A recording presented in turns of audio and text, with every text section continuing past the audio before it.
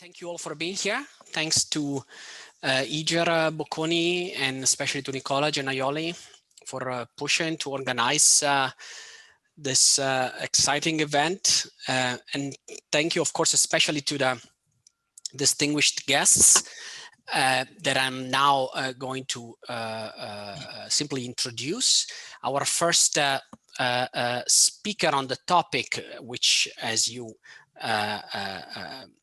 might have noticed, is going to be the role, definition, and implications, or let's say the analytics of the next generation EU, which is now the talk of the town in the policy debate in Italy and Europe.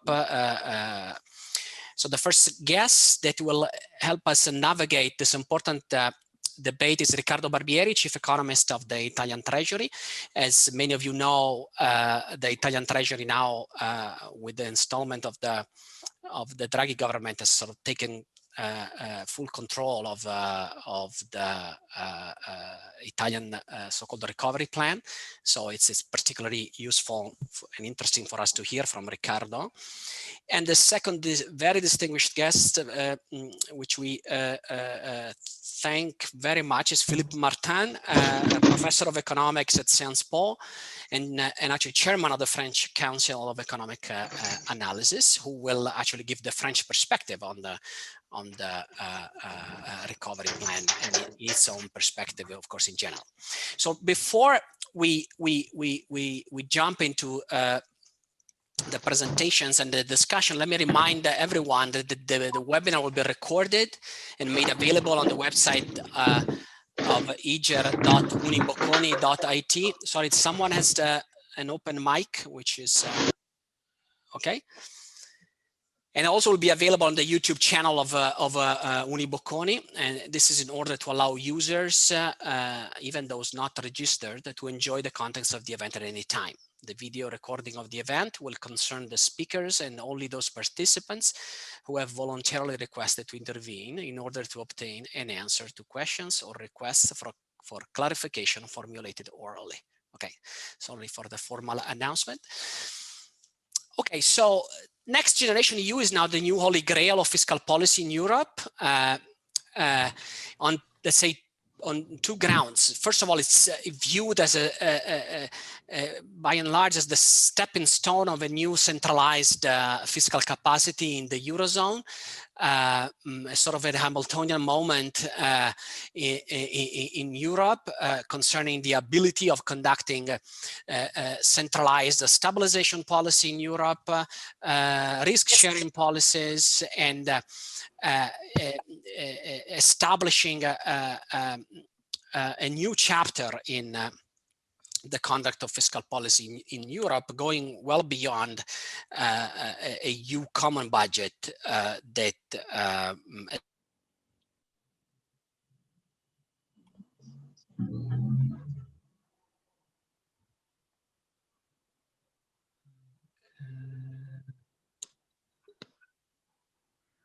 Professor, you're on mute. And sorry. Yeah. Yes, and secondly, next generation EU is viewed as sort of the fiscal leg of an allegedly expansionary fiscal monetary coordination in the Eurozone, right? This is this is going to be as well an important element of the policy debate very soon, and it already is. The ability of the Eurozone to conduct a joint monetary fiscal stimulus is going to be crucial for the recovery, and it's going to be crucial especially relative to what already is going on in the US, right, where the stage is set for a full-blown monetary fiscal coordination, right? The fiscal stimulus plan by the Biden administration is now almost passed, and the Federal Reserve, right, as with this new policy regime of average inflation targeting, has clearly signaled that it's open to accommodate a rise in inflation above the target. So there is a sort of a risk, so to speak, both in terms of size and in terms of timing and implementation, right? That this new allegedly centralized fiscal capacity of the Eurozone or the EU in general may be to some extent too little and exerting a stimulus possibly too late. So all these dimensions on the size, the composition, the timing of the next generation EU plan will be the subject of our analysis. So without further ado, let me leave the floor first of all to Riccardo Barbieri for his own introduction to the topic. And so Riccardo, if you want to go ahead and upload your slides, then the floor is yours. Thank you.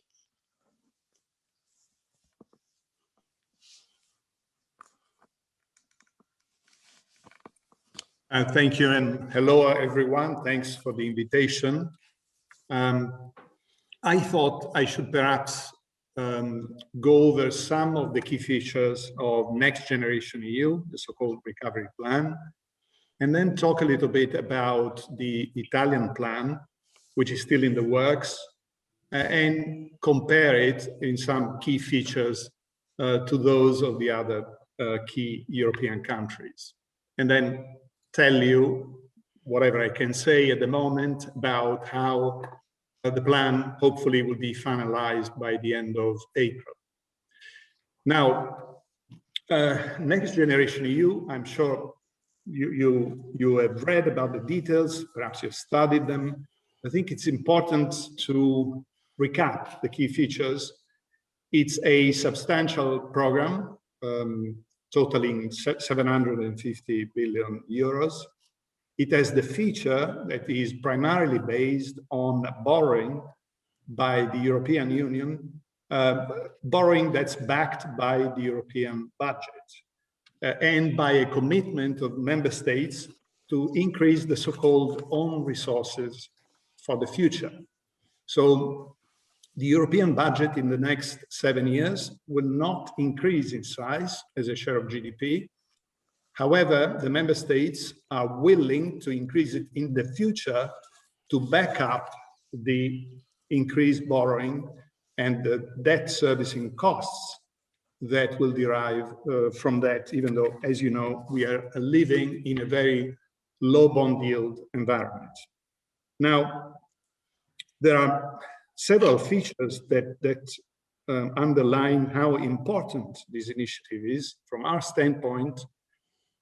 In the long-standing discussions, I should say actually the pre-pandemic discussions about creating a European safe asset, so starting issuance of common bonds, we have made the point that we thought this should not be done via some financial engineering, some kind of CDO basket of European bonds, but we thought it should be based on issuing European bonds to back up a big investment program for Europe.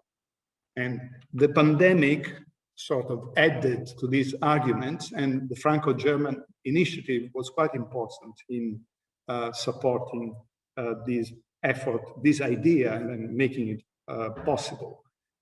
There are also a number of other important features. As part of this program, the European Union will issue part of the bonds that will finance the program by means of green bonds.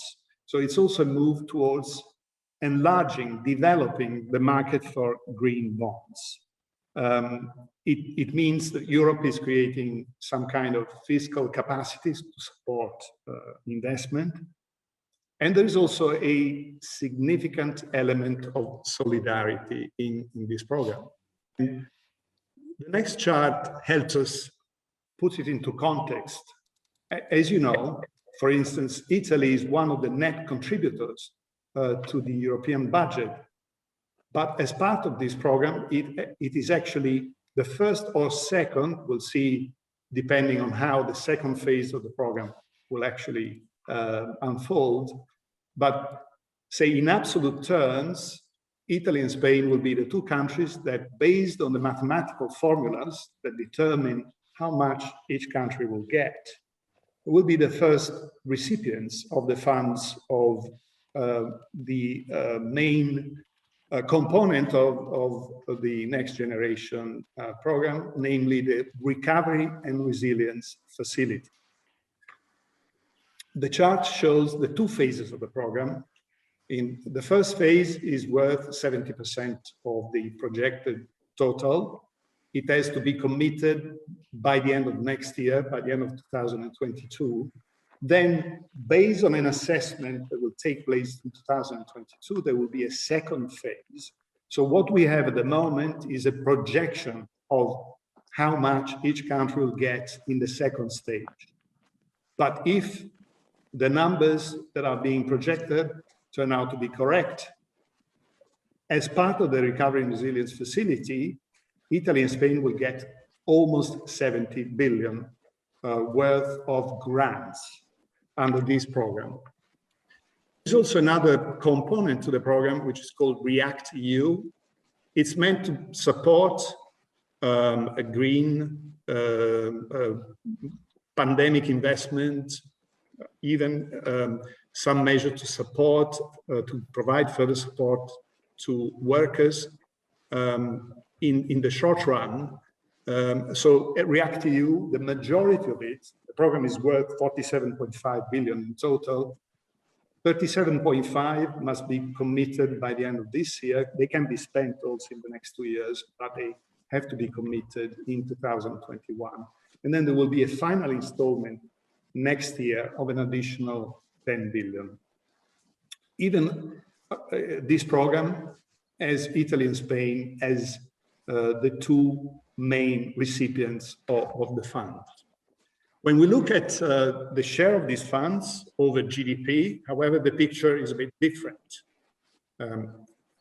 Italy is still a significant recipient of these funds, but clearly Spain will get more as a share of GDP, Poland will get slightly more than Italy, and the convergence countries will get significantly more, as is the case for structural funds, cohesion funds. Greece is a very significant recipient of these funds as a share of GDP. Then there is the important aspect of the plan, which is the possibility of drawing loans of up to 6.8% of national income.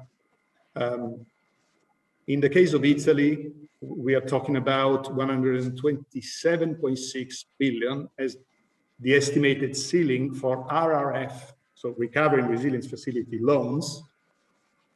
Clearly, given the yield curves that we have at the moment, actually this chart is from December, but it makes the point that currently the Italian government bond yield curve is way above the European yield curve, whereas for core countries, their bond yield curves are below the EU curve. So the likes of France and even more Germany don't have an interest in borrowing from the RRF, whereas for Italy, the RRF involves saving on interest payments. Clearly, this is not a free lunch because the RRF regulation says that if you want to access the loans, you have to motivate this request. I would say with even stronger arguments than the ones you're using, stronger evidence and objectives than the ones you're using for the grants foreseen by the RRF. Now, since the early stages, although the prevailing comments on what the Italian government was doing was that the effort left a lot to be desired. in reality, during the summer, the Conte government drew up a first version of the plan, which was approved on the 9th of September.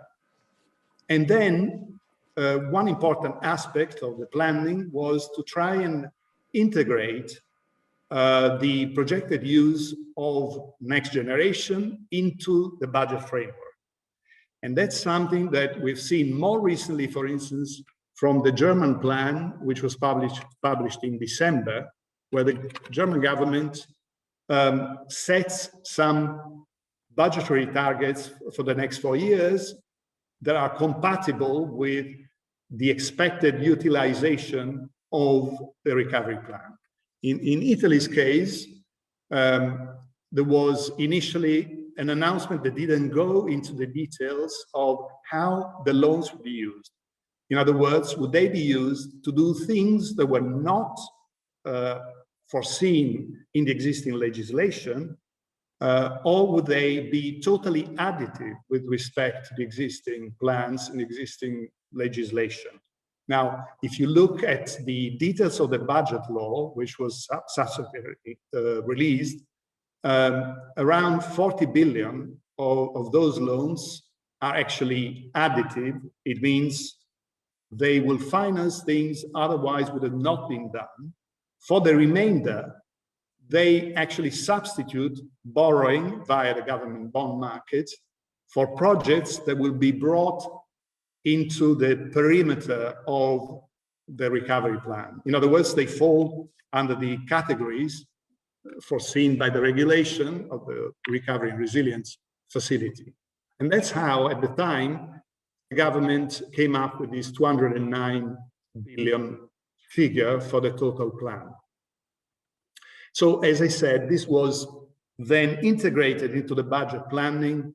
The numbers covered the whole period out to 2026.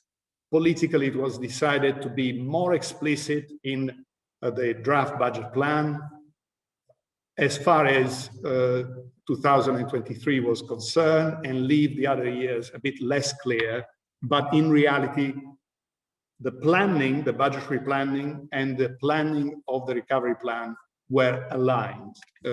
And also, the government published a debt sustainability analysis where the projection out to 2026 was then brought, was projected onto the remaining 5 years out to 2031, showing that if the budget target was achieved, which was to have a deficit of close to zero in 2026, and at the same time use productively the funds of the recovery fund, then the debt to GDP ratio would return to the pre-pandemic level, which admittedly was very high, by 2031.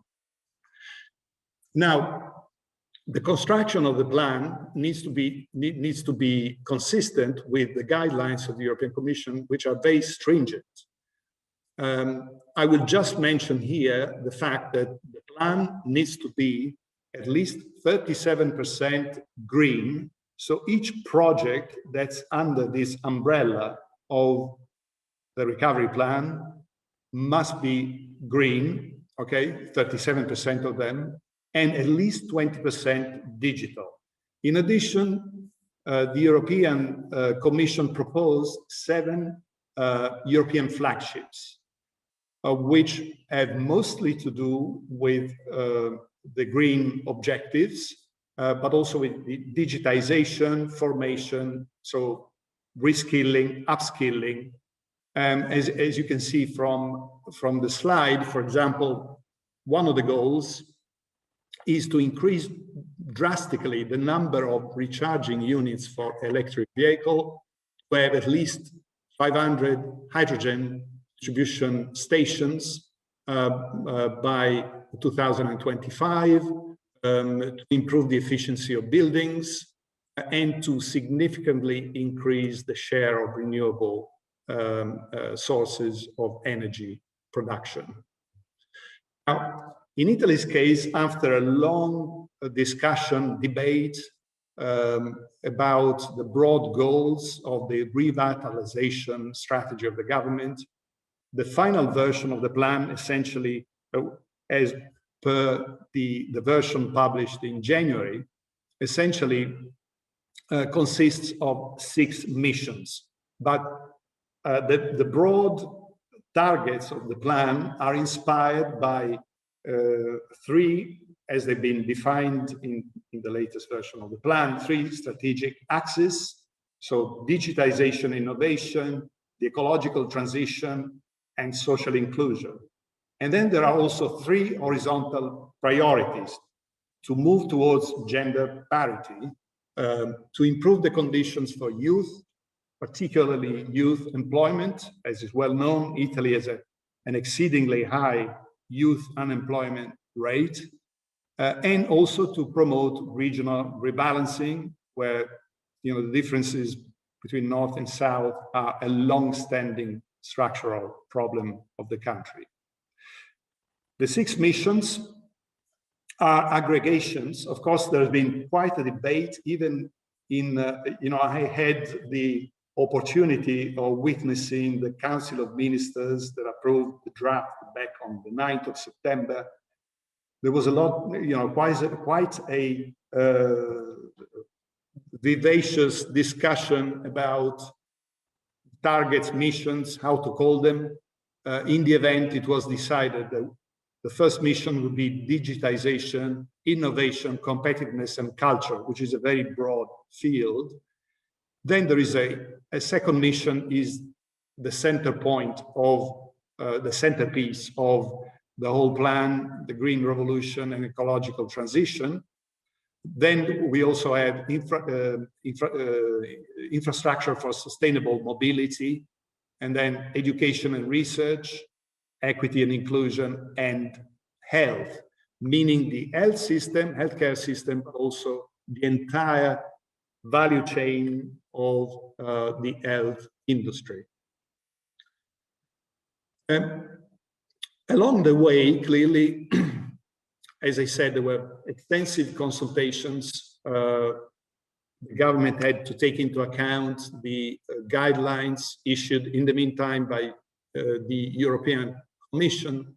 But in my opinion, the key issue that we encountered was that some key strategies that are necessary to fill this plan with content and appropriately select the projects were either a bit vague or underdeveloped or surpassed by events. So the plan was mostly assembled with a broad macro vision, a top-down vision, and a bottom-up aggregation of projects proposed mainly by administration, so by the various ministries, plus local governments, in some cases, regional governments. But the part that needed development, and it's still being developed as we speak, is really to come up with effective strategies for, say, renewable production, to increase the share of renewables, the hydrogen strategy, the mobility strategy, the broad strategy to reduce pollution, and so on and so forth. So not only the strategy, actually, but also some targets, some objectives that well identified, say, on a 10-year view, and as an intermediate step for 2025-26, namely the final years of this plan. In this chart, we show, in this slide, we show the amounts that came out of the final discussion. I don't have time to go into the details. If it's interesting, we can discuss them later on in the debate. But essentially, what happened in early January is that at that point, the Conte government, based also on some political issues that had emerged in the meantime, increased slightly the amount projected for this recovery plan, and then brought into the picture also some other funds that pertain to the same areas, but were not financed by European resources, to give a broader vision for these 6 missions, also of programs that were already financed, but would thus be brought into, as I said, a more integrated vision. This chart shows you, as part of this integrated vision that's worth more than 300 billion, the additive part, which is the dark green part of this chart, and then the REACT-EU financing.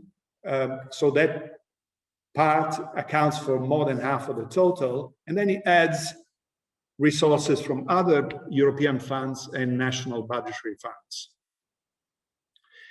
Another interesting side to the story is how we estimated the effects of the plan, the impact on GDP. Obviously, it would be necessary to hold an entire seminar about this, so I will just say that the modeling strategy was based on selecting models where we can capture, at least in part, the positive effect of investment in tangible and intangible assets, not only on the demand side of the economy, but also in terms of the level of the capital stock and the efficiency of the economy going forward. And so what happens is that by using this modeling strategy, in the early years of the program, the impact, the estimated impact, is very close to what you would estimate with a traditional macroeconometric model, that is mostly via demand side effects. But as we go into the later years of the program, you capture more the supply side effects of the plan. And so based on that assessment, the delta, the additional GDP that we obtained for the final year of the program was 3 points higher than the baseline. But the baseline is whatever you would project in the absence of this plan. Initially, we left out the assessment of the impact of reforms. We also did not explicitly include the leverage effect of certain funds as part of the program. So it's fair to say that if the program was well executed, the impact on GDP could be far larger than what has been estimated. Now, just a few final words on what's happening at the moment. As you know, we have had a change of government. The change of government has also brought a reorganization of some key ministries. In particular, the Environment Ministry is now responsible also for plans concerning energy production. And the Ministry of Infrastructure is now Ministry for Sustainable Infrastructure. This involves some changes. It also involves a change, obviously, in a number of ministers, in some of their cabinets. So it obviously means that some time is required to now, for people to catch up and resume work on these projects. Then, as I said, quite a lot of effort is going into developing the key sectoral thematic strategies to be able to have projects that make sense, that contribute to an overall strategy. There is an ongoing review of projects that have been selected. We will also have to identify the flagships that I talked about. Importantly, we must set some targets in terms of, let's call them horizontal reforms, in other words, the structural reforms that will be part of this plan, in addition to the more specific sectoral reforms that, for example, will enable public works to proceed more quickly.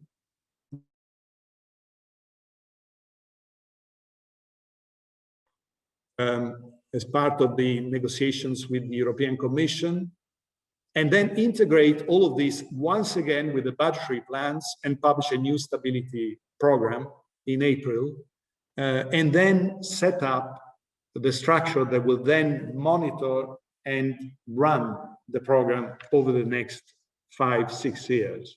So as you can see, it's really a lot needs to be done. Now, very quickly, when we look at the programs, and I will just take one more minute, of the other large EU member states,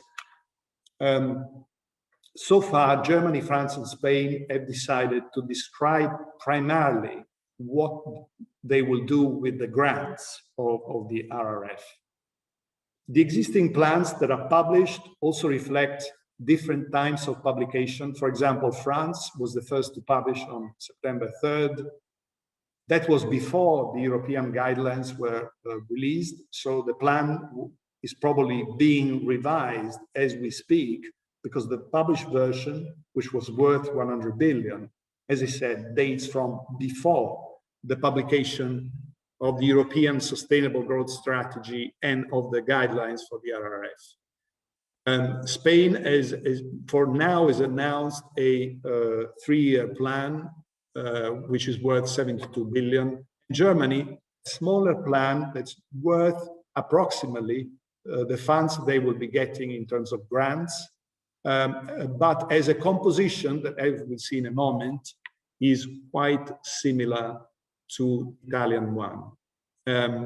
The emphasis in the different plans is on different aspects, but of course they share many common features because of the guidelines, as I said, and the requirement, 37% be green and 20% be digital.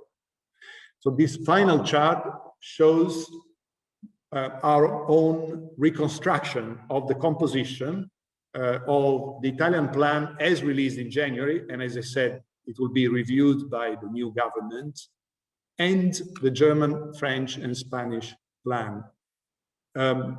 You can see, for example, that the green component, in at least the way it was presented back in December, beg your pardon, in September, or the French program is below the 37% requirement, whereas the Italian and the German one, if you adopt the green and the green mobility components, are about 37%, and the Spanish one is around that share. And in all these plans, clearly the digital competitiveness, reorganization of the public sector plays an important role. Obviously, more will become apparent over the coming weeks as the final versions are released. I would say in closing that on the Italian side, the challenge to complete this plan in less than 2 months is really a really difficult one, but clearly the government has made this one of its key goals, and hopefully we'll see a good plan, a plan that will be a turning point for Italy. Italy has carried out very supportive, has adopted very supportive fiscal policies over the past year during the pandemic, but clearly we need this program to change paradigm and to open up a phase of economic revitalization. Thank you. Perfect. Thank you. Thank you, Riccardo, also for being within the time constraint. And so just judging from your presentation, right, the first reaction is really what can go wrong, and you know, and what is it that is not in the plan, okay, or cannot be in the plan. So I guess I will postpone this sort of common question later, I guess, for both, right, to have your opinion on what is it that is the where the evil is, in which details the evil is. So let me now, after thanking Riccardo once again, leave the floor to Philippe. Philippe, you want to try to share your slides? Perfect. Floor is yours.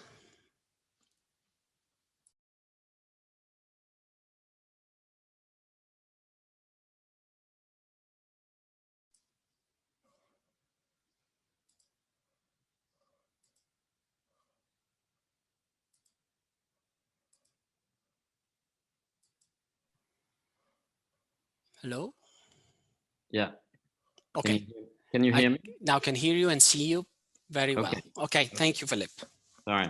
Okay, thanks a lot for the invitation. So let me say just as an introduction that I'm speaking a little bit from a different point of view than Ricardo, because obviously what I'm going to say is not representing anything that the French government would say. I'm indeed an academic, and I'm chairing the Conseil d'analyse économique, which is an independent council of economic analysis. So it's a little bit of a different point of view.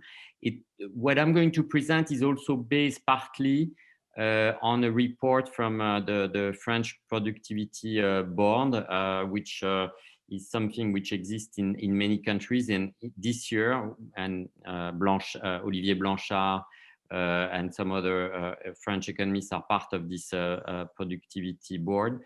And each year we have to do something on both competitiveness and productivity. But this year, clearly, we wanted to put a lot of emphasis on COVID and on these issues of fiscal plans.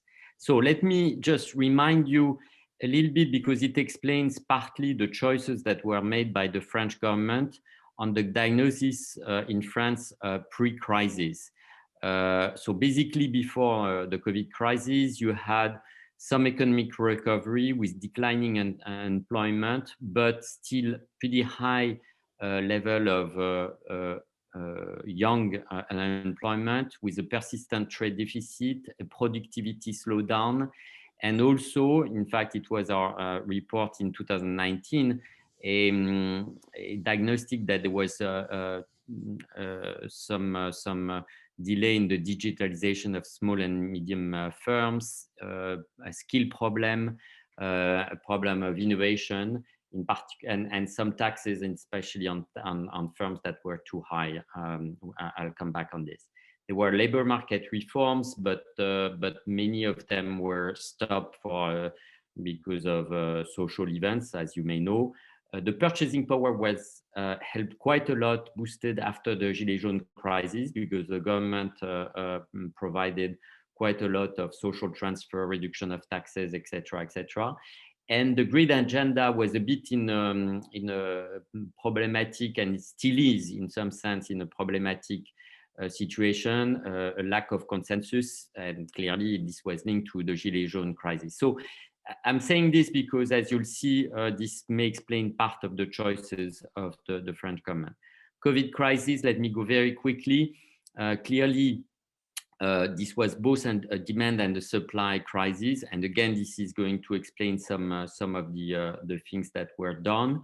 And in terms of consumption, there's clearly a large demand, a negative demand shock. And on investment, there was a strong fear, not actually, which we saw in the data. Investment in France in 2020 went down quite a lot, but not as much as we feared. Private investment was already very much shocked by the huge uncertainty shock on demand side, on the financial problems and the debt overhang, etc., etc. But clearly, this went badly, but not as badly as we had feared. Anyway, there was this. So clearly, the stimulus package is going to be very much geared towards investment, both in terms of physical capital, skills, and innovation. So that was basically very much the thinking of in terms of the fiscal plan for 2020 and 2021. Now, as Ricardo said, it's true that the French plan was published in September, but the discussion, and I was part of this discussion, started pretty early on in June, September. So in a sense, one of the issues is that at the time of the discussion, we thought that the COVID crisis was going to end by the end of 2020. And of course, we had the second lockdown, and the crisis was longer and deeper than we thought. So basically, the French plan, which was published in September, there is a debate in France that says it went a bit too early. And in a sense, what we need is not a long-term plan on investment, skills, etc., but we need more support for firms and households, some emergency measures very quickly. And in fact, that's what happened. Okay, so there was a bit of a interaction between the recovery plan, but that was in some sense a bit delayed for some of its measures, and the emergency measures that were taken because of the second lockdown, because of the crisis that were long. In a sense, I think that the distinction that we're making between the recovery plan, which is linked in part to Next Generation EU, and the emergency measures is becoming more and more tenuous. So I'll come back to this, but one should not forget that our governments clearly put a lot of money on the recovery plan, but then put a lot of money also on emergency measures. And we'll see that the distinction between the two is not always clear. And so, and in particular, clearly from a macro point of view, the fiscal impulse is going to be important, coming from both the emergency measures and the recovery plan. So the main ingredients of the recovery plan, and Ricardo alluded to this already. So basically, the plan is that's clearly a simple number to remember, is 100 billion euros, and that was basically indeed published in September 2021. Out of this 100 billion euros, you have 30 billion, which is linked to greening, and I'm going to go a bit more in detail. 36, which is linked to skills, social and territorial cohesion. And in a sense, this blue part is very much, it could have been put into some of them could have been put in emergency measures. And so again, the frontier between the two is not that strong. And then competitiveness, 34 billion euros. And again, a lot of these are supports for the firms, and some other measures which were included in the emergency measures are also support to the firms in terms of finance, in terms of competitiveness. So I think it's important to have in mind that basically you have this 100 billion euros, but you have something like, for example, in 2020, something like 60 billion euros, which are also helping in terms of the social cohesion, in terms of support for firms, etc. So in terms of what's in the plan, so in greening, you have many items. A big one is the renovation of buildings. We may come back to this. It's been a long time that France, for a long time, France has tried to push towards renovation of buildings to make them more consistent with the climate change problems. They tried a lot in terms of the private households, basically did not work that well. So now basically the plan is to go much more on the renovation of public buildings, although private households buildings are also part of the plan in terms of subsidies to households, but a big part will be on public buildings. In terms of also helping the industry to reduce its carbon intensity, you'll have a lot of things on transportation, and then some plans which in some sense are, you can call them industrial policy, on some sector like hydrogen with a lot of cooperation, in particular with Germany. On competitiveness, you'll have some tax cuts for firms. Typically, they're going to be 21, 22. Potentially, they might become permanent, which is an issue we can come back on. So these are 10 billion per year. And then some helps in terms of own funds for small firms through BPI, which is an public investment bank. And then finally, the third part, which is on skills and social and territorial cohesion. So basically, you have some short-time work money which is put into the plan, but again, you can see that this could have been into the emergency measures, and in fact, some additional money for short-time work was put into emergency measures. So again, this distinction is not always that obvious. And then you have some, for example, a temporary hiring bonus for young people.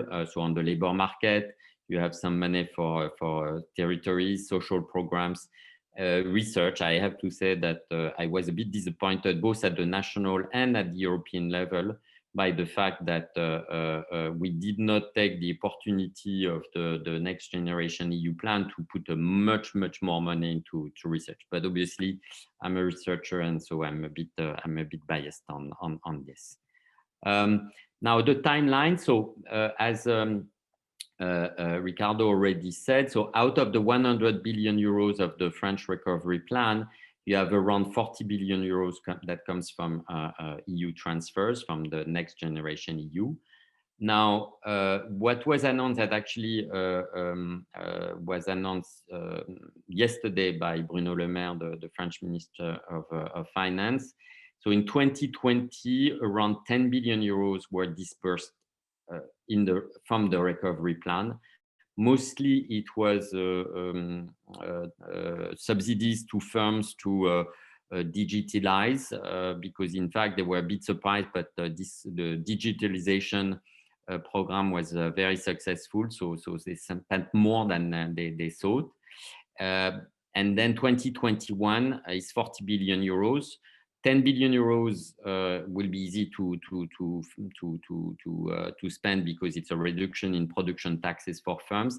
And then the spending on various programs, it was announced yesterday that basically up to March 1st, you had 16 billion euros that were already disbursed across these various programs that I've described before.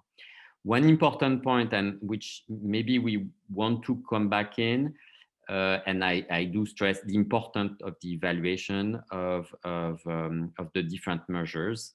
You know, it's a huge amount of money, and I think it's super important that there are some evaluations made by independent economists. So, for example, the French Council of Economic Analysis has made a first evaluation of some of these programs. Some of these evaluations are public, some are confidential. And then Benoît Cœuré, who I'm sure you know, who was on the board of the ECB, has been tasked by the Prime Minister to make an evaluation of the measures to support firms. At this stage, and this is both emergency and the recovery plan. At this stage, it's mostly a descriptive evaluation, how much do we spend, et cetera, et cetera. But very quickly, and I'm part of this work also, very quickly, we want to try to understand, you know, what is the evaluation, what works, what does not work, for example, on the hiring subsidy to the young people, on the labor market, et cetera, et cetera. So potentially some of these measures might be changed if we think they should be increased because they work very well, or on the other side, they don't work very well. So again, I'm biased, but I think the role of economists, of independent economists, of academic economists is super important. We have to monitor the plan and how it works, and try to evaluate. That's not easy because it's in real time, but we should do it. Now, what we did in the National Productivity Bond report also, and that was quite a lot of work, is also to compare the different emergency and recovery plans across Europe. So this is data up to the announcement of basically mid-December for France and mid-November for the other countries. So at this stage, Italy had not published its recovery plan. So for Italy, you don't have any gray bar, but you have it for both France, Germany, Spain, UK, Netherlands, and for Italy, we had something for the emergency support. You see that actually, so I'm sure we'll come back to the comparison with the US, but it's much smaller in all Eurozone countries. It's quite smaller than the US. And in France, actually, is on the average side, but relatively on the, if anything, more on the low side than other countries. Now, on the emergency plan allocation, you see that what we tried to do also is to make a distinction between supply, demand, and what we call mixed measures that might be of interest. Why did we do this? And this is linked to some of the debates that we have in the Eurozone. Initially, there was a bit of a concern that potentially you could have emergency and recovery plans that would be in some countries very much supply-sided and others demand-sided that might aggravate current account imbalances. Clearly, that was potentially a concern in this crisis, and you can see that if you put everything on competitiveness and supply in one country and everything on demand in some other countries, that might be an issue. What we see is that, and in some sense it's not a big surprise, is that because of the nature of the COVID crisis, what we see at least on emergency plans is that it's many of the measures were mixed. And the obvious one is short-term unemployment, because it's clearly a measure that both helps the households, but also reduces the cost for firms. So it's clearly both on the demand and the supply side. So in a sense, I think it's important, but the message is itself quite mixed in the sense that there's no huge differences across countries on the supply and demand difference, but basically also because a huge part is our measures which have a mixed nature.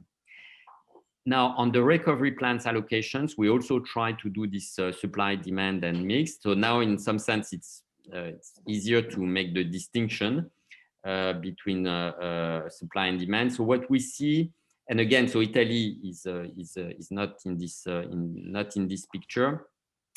What we see is that it's quite balanced for most countries on the supply and demand parts. So there's no big difference across countries, and in some sense it's kind of reassuring, because my guess is that means that these recovery plans are not going to generate or aggravate the imbalances in the Eurozone. However, you can see it on the other side that we did not take the opportunity of these recovery plans to coordinate these recovery plans so as to reduce the divergence, for example, in terms of competitiveness or in terms of current account imbalances inside the Eurozone. And I think that's a missed opportunity from that point of view. So the glass is half empty, half full, in the sense that, yes, these plans don't seem to, but for the moment it's a qualitative analysis, don't seem to aggravate the imbalances, but they are not going to help.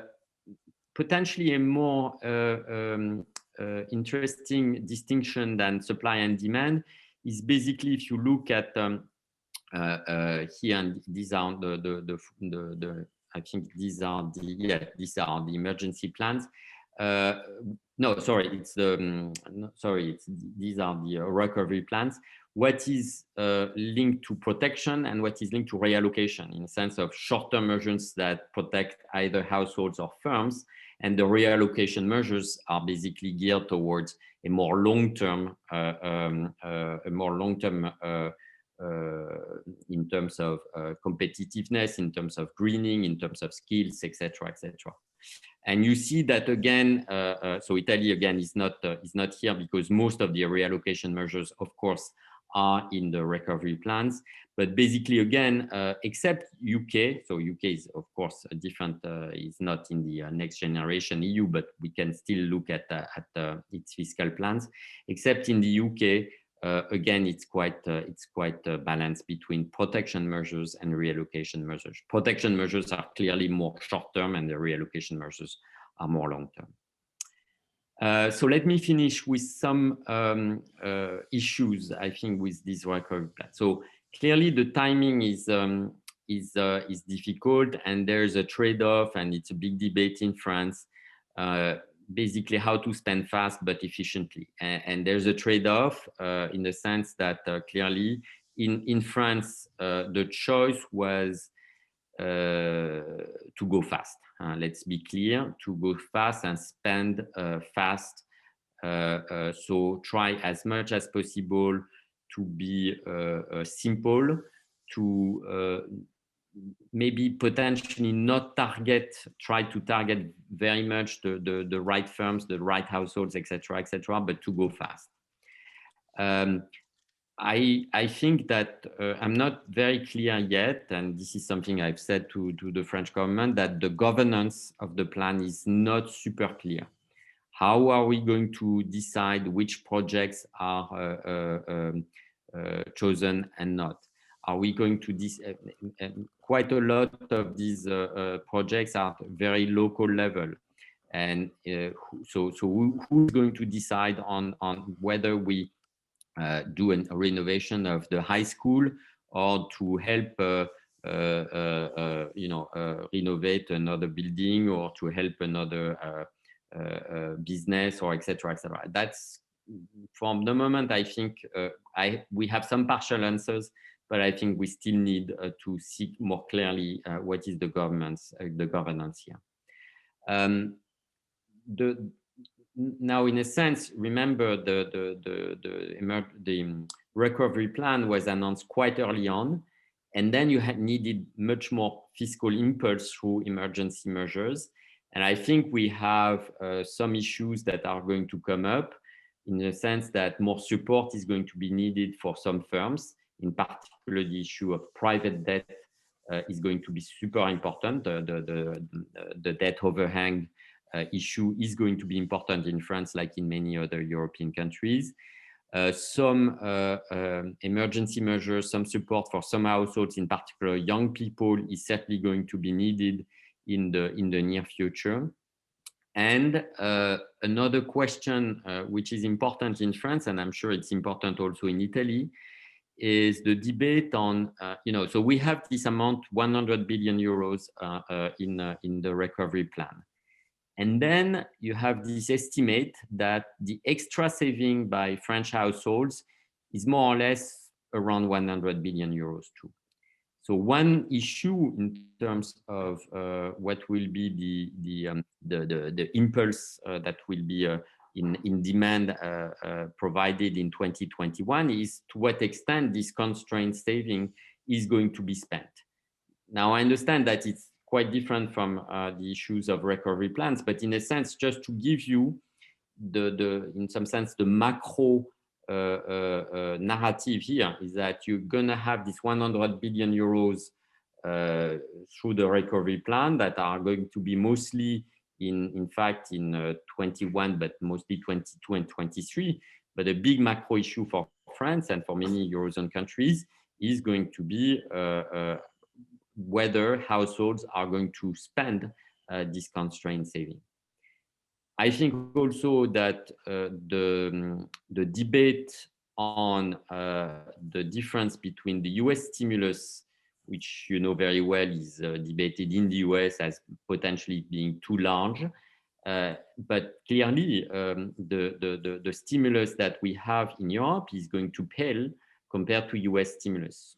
My own take is that in some sense in the US, I think they're doing a bit too much, and in Europe, maybe a bit too little. But I think it's going to be an issue, potentially also because it might lead to a huge trade deficit in the US and an increase in the trade surplus of the Eurozone, with potential issues in terms of trade tensions between Europe and US. I've already said that I think partly there's a bit of a missed opportunity with the recovery plans because there was no attempt to coordinate them to reduce the imbalances.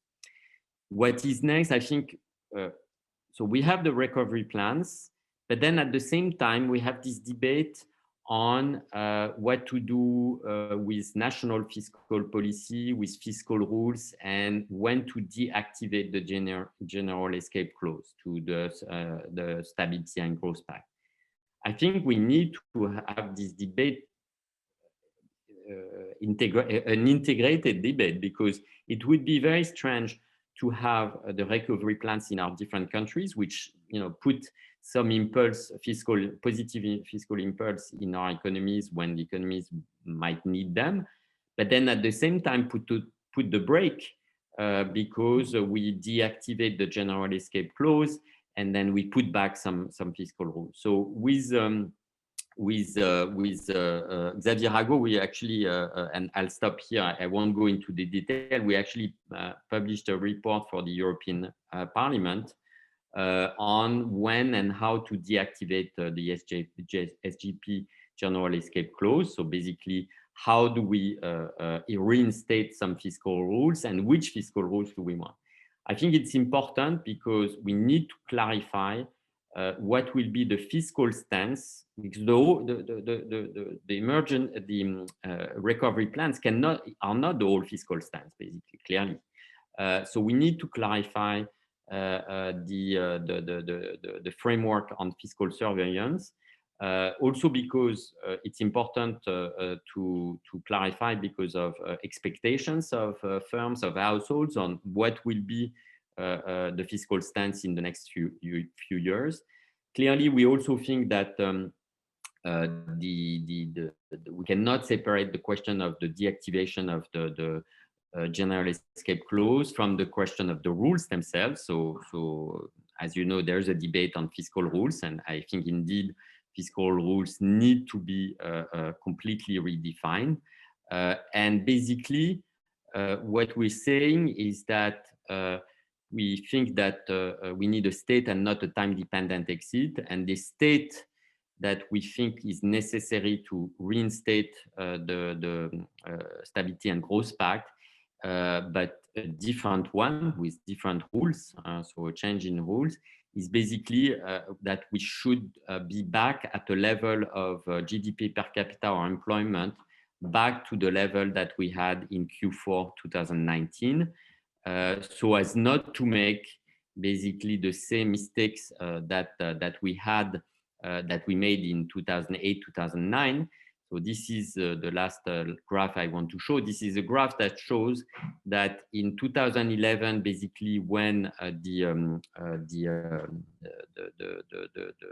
fiscal consolidation was put in Eurozone, the European Commission was actually forecasting that the level of GDP per capita, for example, in 2010 or 2011, would still be below the pre-crisis level.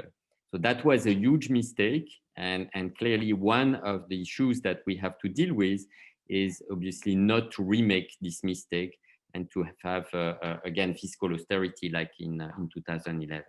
So I just wanted to point this debate because I think we need to enlarge the debate on fiscal policy into more than simply the recovery plan. And let me stop here. Okay, great, Philippe. Thank you so much. So a lot of points were touched, and before eventually I touch on some of them, let me leave the floor to some questions or reactions to complement the analysis made so far. So if you wish to ask a question, make a comment. Yes, Carlo Favero. Thank you. I have a quick question for Riccardo. As expected, it would be on the multiplier. The multiplier is very interesting that you've shown. I think there is some missing information which probably on which you could enlighten us.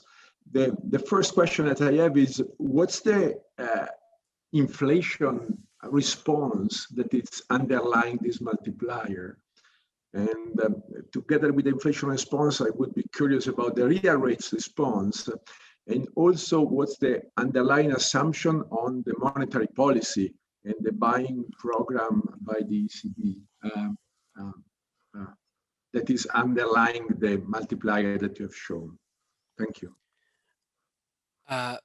So maybe let's see if we can collect one or two questions and then leave the floor to the speakers.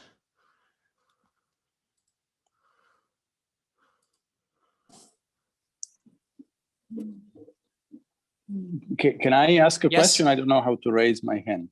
Oh yeah, okay, go ahead, Guido. Yes. Thank you. I think one of the major issues is going to be the reallocation of labor and maybe capital, but mainly labor across the sectors and firms.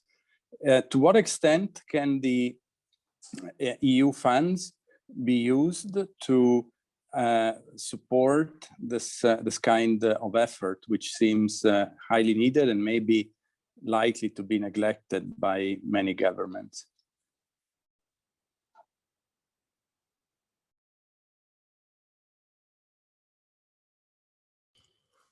Okay, maybe one more question.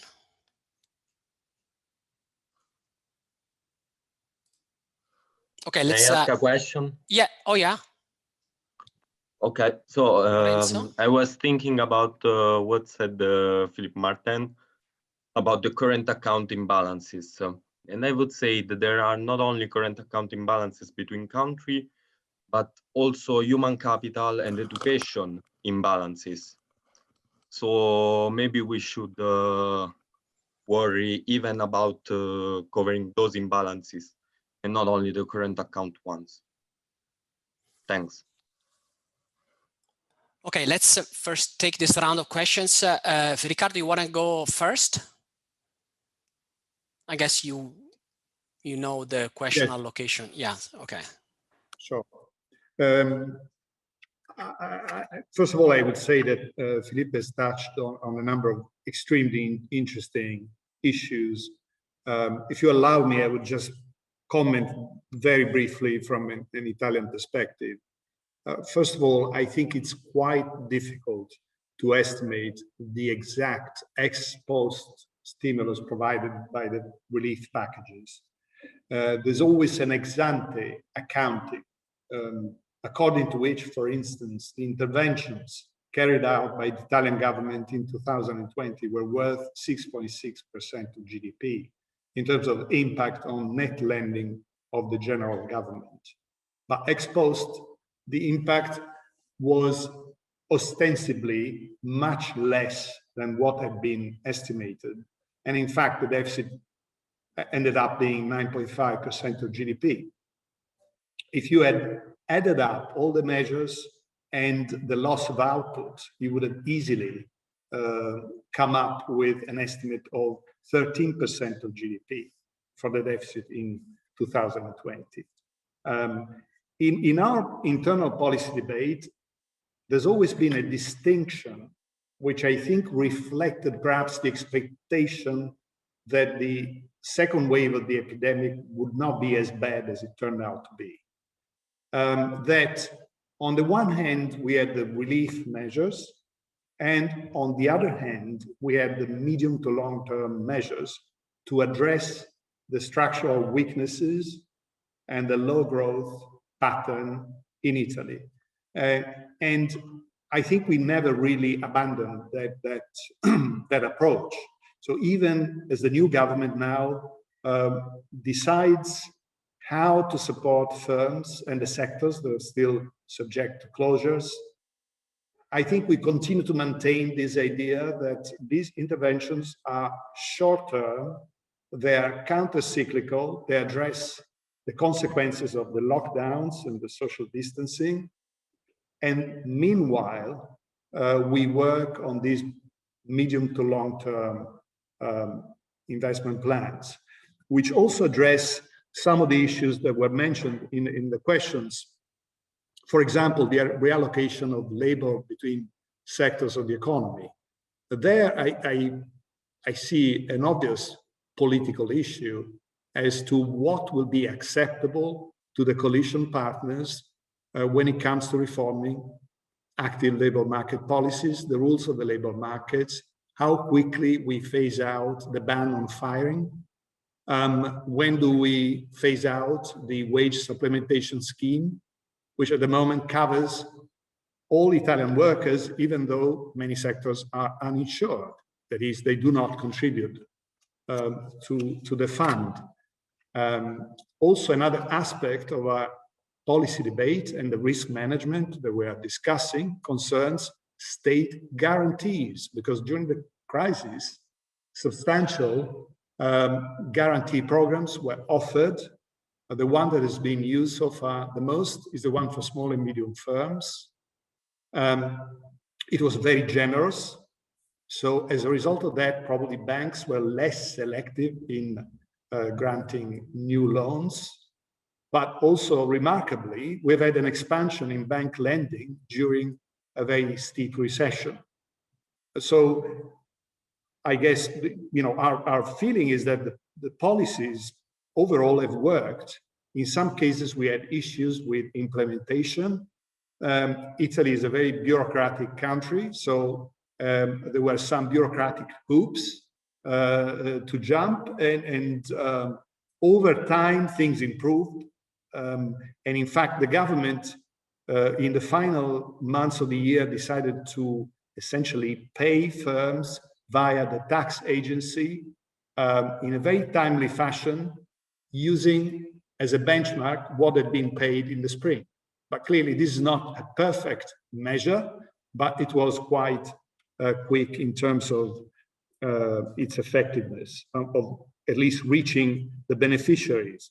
Now, in terms of the growth rebalancing, I think what I mentioned at the beginning, namely this is mostly a plan for Spain, Italy, and the less developed countries in the EU. That clearly means if this plan works, it will help rebalance the European Union. It also explains why when we look at certain components of these plans, Italy is putting so much more money, because clearly, say, compared to Germany, Germany, like us, must complete the digitalization of education, but we have additional gaps to fill, and therefore we need more money. The key issue is to spend the money effectively and to accompany this public investment with the appropriate reforms. If the reforms are incomplete, then the program will not work. And that's why one would expect, apart from political considerations, that the bar will be very high on the part of the European Commission when it comes to assessing reforms.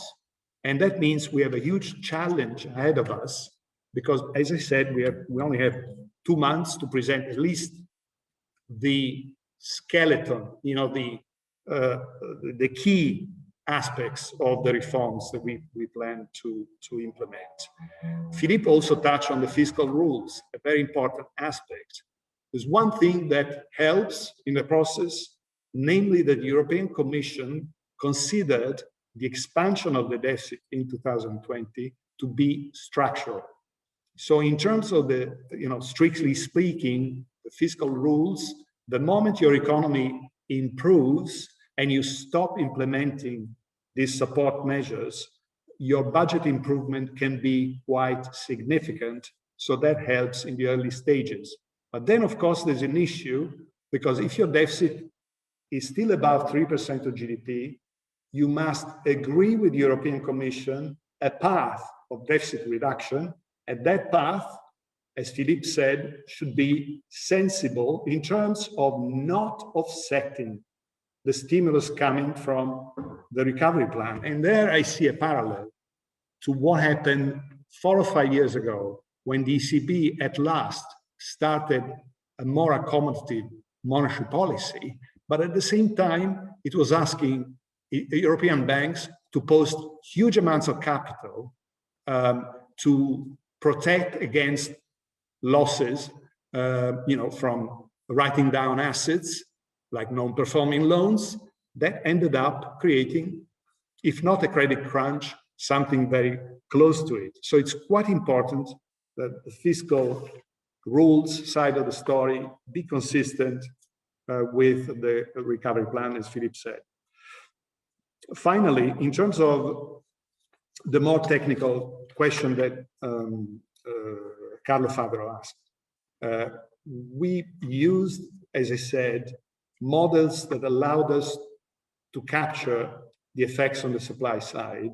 When we built our macroeconomic projection, though, we took the estimated impact from those models and then we modeled into a consistent macro projection where inflation is in part, the estimate comes only in part from this quantitative model, and in part it's estimated from other econometric evidence.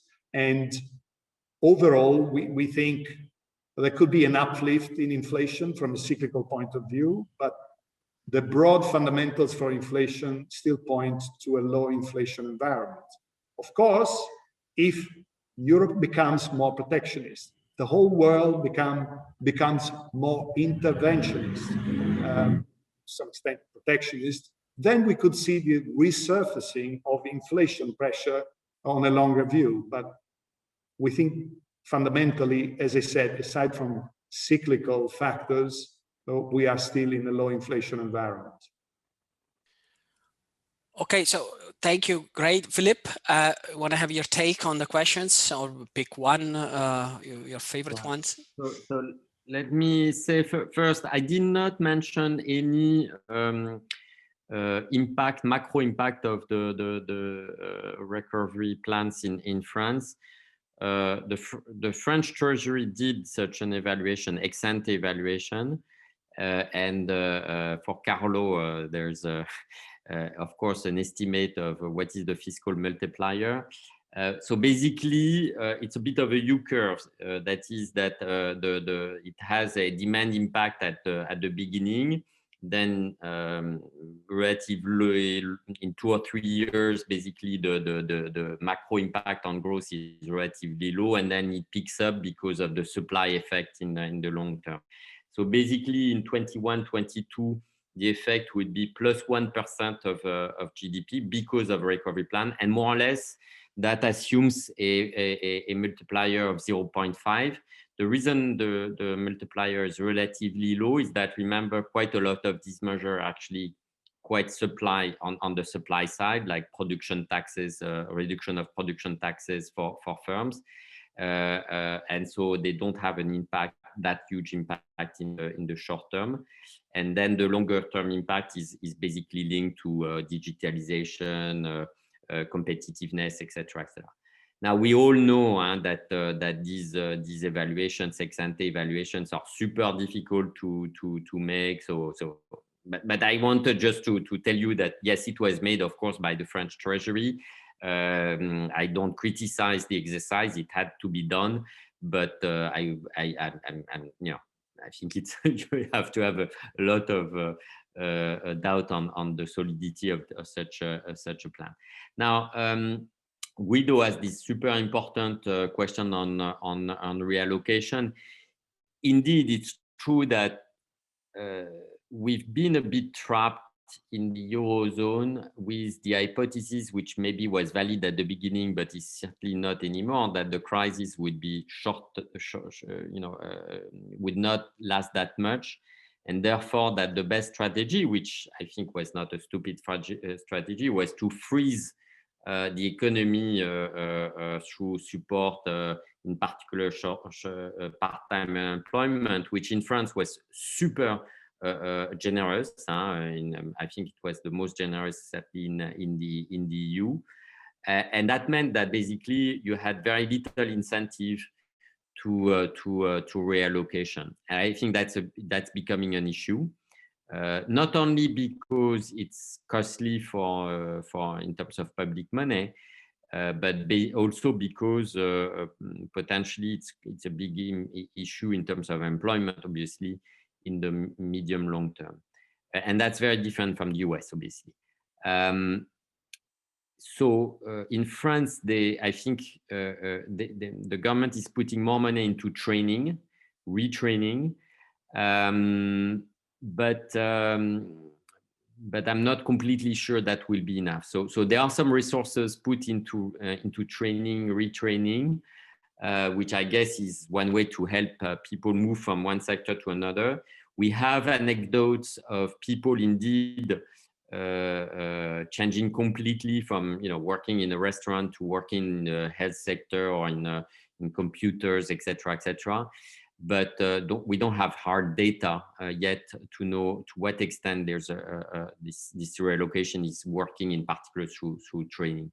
And clearly, the incentives on the labor market are not that strong to reallocate. There is a reform which was put into the fridge basically because of the COVID crisis on unemployment insurance reform in France. But they've just announced actually this morning that they are going to put it back on track, maybe with a bit, it's not going to be exactly the same as before, in particular because it's going to be state contingent, and in particular the conditions to get unemployment insurance in terms of the number of months that you needed of work that you needed to get unemployment insurance are going to be contingent on the unemployment rate and the number of jobs created. So basically, as the economy will pick up, you will have a more less generous unemployment insurance. Let me say a word on imbalances also. So I fully agree. When I was talking about current account imbalances, that's because well, I do think it's a big issue, and from that point of view, let me be clear. I think I would say that maybe there's a need for Germany and Netherlands to put more into demand measures, and some other countries more into supply.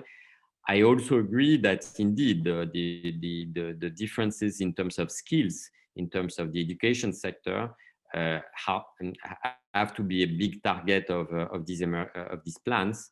But we've heard that indeed, I mean, in Italy, it seems to be something that is part of the diagnosis that indeed the education system, the skills issue is part of the problem of low productivity growth in particular, for example.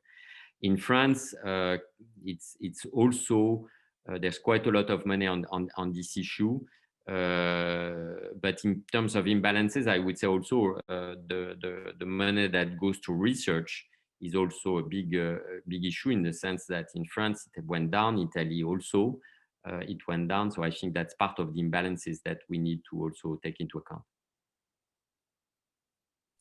Great. So let's see if there are other questions. Otherwise, I just make a small comment or question, which is shortly for both. So on the French side, it is, Philippe, correct me if I'm wrong, looking at the alleged composition of the French plan, that there is not much content in terms of so-called supply side reforms.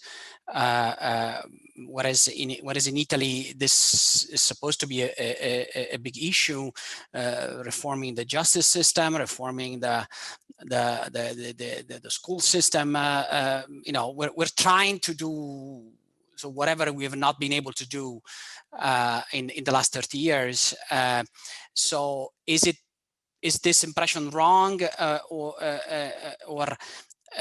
if it's true, it's because there's not much need of that, or it's not perceived as being so important as it is in Italy to implement those expenditures along with structural reforms that can make those expenditures more effective.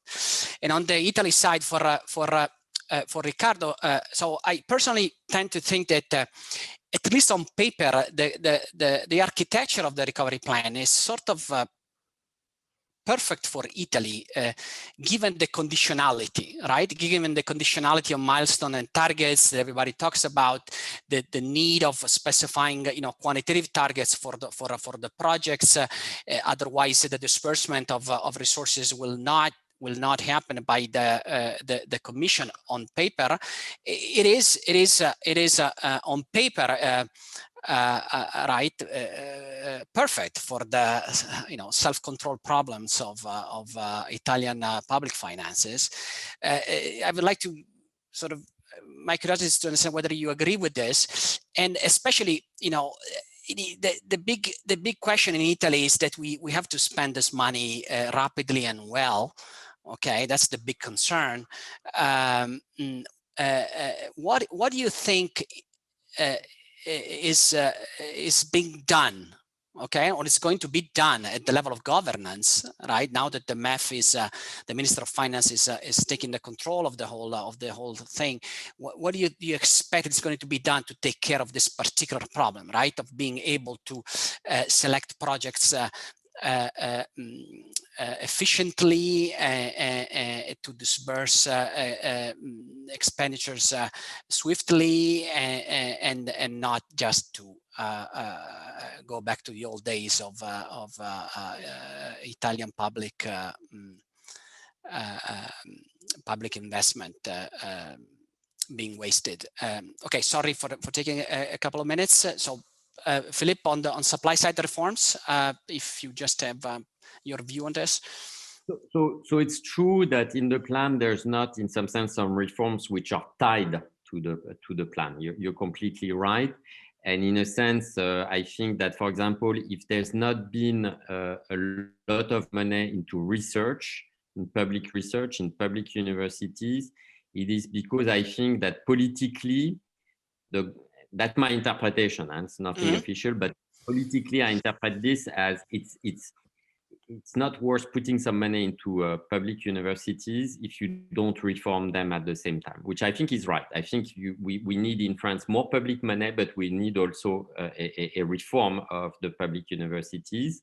And basically, I think that the political situation is such that the government thinks it's very difficult to have a big reform of public universities towards quickly, more, autonomy, etc., etc. Yeah. Now, it's not, but still on the supply side, you have quite a lot of things on competitiveness, for example, on production taxes. For example, you have digitalization also of firms, and a lot of subsidies towards digitalization. So yes, it's not structural reforms in the traditional sense, but still quite a lot on the supply side. I would still say that it's in France, it's geared towards actually the supply side quite a lot. And then the big reforms that the traditional ones on the unemployment system, for example. So I just mentioned the unemployment insurance reform. So yes, it was put on hold. They're trying to put it back now, but in a less stringent way, which I think makes sense. I don't think that you want to have a very harsh reform on unemployment in the middle of a crisis. I think it would be nonsense. But still giving saying, okay, we'll do it when we vote it now, and we'll put it into place when the employment level will be better. I think makes sense. And then the last point is on retirement system reform. As you know, there were a lot of social upheaval when they tried to do it just before the crisis. So I'm not sure what's going to happen on that. There are debates in the government. Some think that it's just crazy to do this just before the election of 2022. Something it's important. So I'm not sure what's going to happen on that. I don't think you can do such a reform in the middle of the health crisis that we have right now. I think I mean, I don't think you can. We have to wait at least until we have some, growth to have these reforms. And remember, we have a presidential election in 2022. I guess our advantage on that side is that if we reform the justice system, I don't think we'll have people in the streets, and we badly need that also for the economy in Italy. So maybe France needs much less in that respect. So Riccardo, sorry, just to close up on my previous comments. First of all, I wanted to point out that the ministers who are responsible for the various missions are really in charge of this program. The Economy and Finance Ministry coordinates, provides advice, participates in the technical meetings, will draft the plan. However, say on the green transition, it's the minister who has been appointed to lead their efforts, who is the leading figure in this effort. Secondly, on the question of reforms, targets, milestones, and everything, yes, this is, I think, a mechanism. This program is a mechanism that brings together, the experience of the past 10 years, what didn't work, and tries to put a big carrot in front of this country. So if you reform, if you follow the program, if you invest properly, then you get substantial resources from, as I said, from European borrowing backed by the European budget. Now, does it guarantee that the program will succeed? Of course not. And we have an evidence in front of us. The previous government fell. And of course, we know that political tactics were behind this, but the recovery plan was the trigger for the event.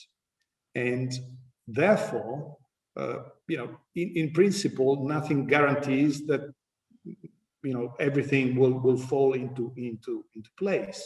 Of course, we'll do our utmost to ensure that it does. I think everyone really wants this to succeed. And I have this, it's not only a hope, but it's an intellectual curiosity. What would Italy be capable of if we had a more efficient labor market? If we are able to attract our scientists, at least some of them, who currently work abroad, and we were able to mobilize public investment and leverage all the private wealth that still exists in our country, I'd love to see that, not only because we've been waiting for decades since we started studying economics, but also because it would be an amazing intellectual economic experiment.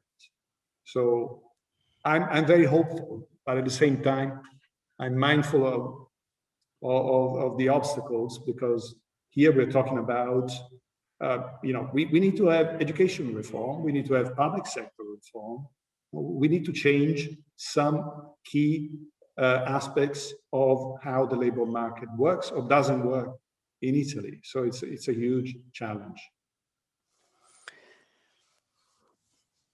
Okay, I think we're up exactly up to our against our time constraint, and so I'm open to take, if any, a final comment or question,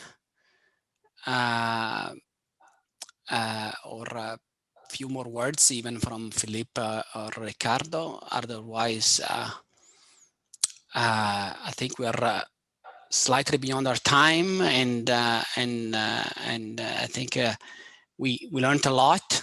Okay, I definitely learned that Italy is lagging a bit behind. Okay, but we all really. And I learned that we should probably think more seriously about an external assessment of following Philippe's remarks about France, right? An external assessment, an independent assessment on the new plans, expenditure plans embedded within the recovery plan, and that is not something that is much discussed in Italy right now. Okay, so let me end here